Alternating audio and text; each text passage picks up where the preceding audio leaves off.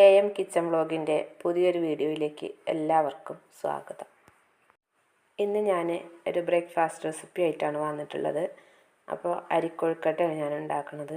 അതിനു വേണ്ടി അരിപ്പൊടിയൊക്കെ എടുത്തു, അതിലേക്ക് ഉപ്പിട്ട് വെള്ളം തിളപ്പിച്ച് അതാണ് ചേർത്ത് കൊടുക്കുന്നത്. ഇനി ഇത് കുറേശ്ശെ ചേർത്ത് നന്നായിട്ടൊന്ന് ഇളക്കിയെടുത്ത് നമുക്കിത് കുഴച്ച് ഉരുളകളാക്കിയിട്ട് എടുക്കണം.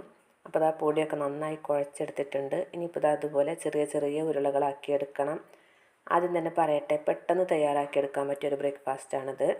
അപ്പോൾ ഇങ്ങനെ ഉരുളകളാക്കി എടുത്തിട്ട് നമുക്കൊന്ന് ആവിയിൽ വേവിച്ചെടുക്കണം.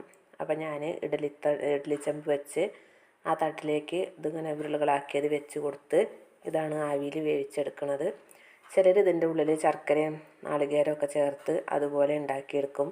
പക്ഷെ ഞാൻ അതുപോലെ അല്ല ഇത് ചെയ്തെടുക്കുന്നത്. അത് നിങ്ങൾക്ക് വീഡിയോ കാണുമ്പോൾ മനസ്സിലാവും. ശർക്കരയൊക്കെ വെച്ചിട്ടാണെന്നുണ്ടെങ്കിൽ നമുക്കിത് ഇതുപോലെ വെന്ത് കഴിഞ്ഞാൽ വേഗം തന്നെ കഴിക്കാം. ഇപ്പോൾ നമ്മുടെ ഉരുളകളൊക്കെ ഞാൻ ഇഡ്ഡലിച്ചെമ്പിലേക്ക് വെച്ച് ആവി കയറ്റി വെക്കൊണ്ടിരിക്കുകയാണ്.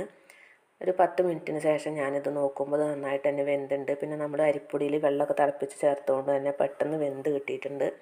അപ്പോൾ ഞാനിത് വെന്തോന്ന് അറിയാൻ വേണ്ടിയിട്ട് ഒരെണ്ണം എടുത്ത് ഇതുപോലെ നടുവൊന്ന് മുറിച്ച് നോക്കിയപ്പോൾ നന്നായിട്ട് വെന്തിട്ടുണ്ട്. ഇനിയിപ്പോൾ നമുക്കിതിലേക്കൊന്ന് കടുക് വറക്കണം. അപ്പോൾ ആദ്യം തന്നെ ഒരു ചീനച്ചട്ടി അടുപ്പത്തേക്ക് വെച്ചു. ഇതിലേക്ക് വെളിച്ചെണ്ണയും കടുകും കറിവേപ്പിലയും കൂടെ ചേർത്ത് കൊടുക്കുകയാണ്. കടുക് പൊട്ടിയതിന് ശേഷം നമുക്കിതിലേക്ക് കറിവേപ്പിലയും ചേർത്ത് പിന്നെ കുറച്ച് നാളികേരം ചിരകിയതും കൂടെ ചേർത്ത് കൊടുക്കണം. അപ്പോൾ ഞാൻ നമ്മുടെ കൊഴുക്കട്ടകളൊക്കെ ഒരു പാത്രത്തിലേക്ക് മാറ്റിയെടുത്തിട്ടുണ്ടായിരുന്നു. ഇനിയിപ്പോൾ കടുകൊക്കെ ഒന്ന് പൊട്ടി വരട്ടെ. പിന്നെ നമ്മുടെ ഈ ചാനൽ ആദ്യമായി കാണുന്നവരുണ്ടെങ്കിൽ സബ്സ്ക്രൈബ് ചെയ്ത് കാണണേ. അതുപോലെ തന്നെ ബെല്ലൈക്കൺ ഒന്ന് പ്രസ് ചെയ്യണം. പിന്നെ ഷെയർ ചെയ്യുക, ലൈക്ക് ചെയ്യുക, കമൻറ്റ് ചെയ്യുക. ഇപ്പോൾ കടുക് പൊട്ടിയതിലേക്ക് കറിവേപ്പിലയും ചേർത്ത് ഒന്ന് മൂത്തതിന് ശേഷം ഞാൻ കുറച്ച് നാളികേരം ചിരകിയത് കൂടെ ചേർത്ത് കൊടുത്തു. ഇതും ചെറുതായിട്ടൊന്ന് മൂപ്പിച്ചെടുക്കുന്നുണ്ട്, ഈ നാളികേരം കൂടെ.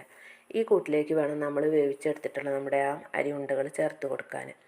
അത് വലിയ ഉണ്ടകളാക്കി എടുക്കുകയാണെന്നുണ്ടെങ്കിൽ കഷ്ണാക്കി മുറിച്ചിട്ട് ചേർക്കുക. ഇതിപ്പോൾ ഞാൻ ചെറുതാവുകൊണ്ട് മുറിച്ചെടുക്കണമൊന്നുമില്ല, ഇതുപോലെ തന്നെ ചെയ്തെടുക്കുകയാണ്.